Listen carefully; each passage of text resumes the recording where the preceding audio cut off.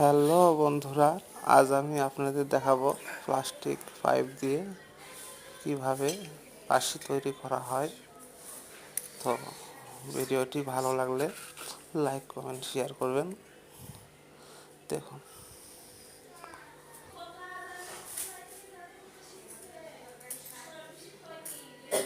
পাইপটি মাপ করে নিচ্ছি, ছিদ্র করতে হবে। তো এভাবে ছিদ্র করে কেঁচি দিয়ে গোল করে কেটে নিতে হবে।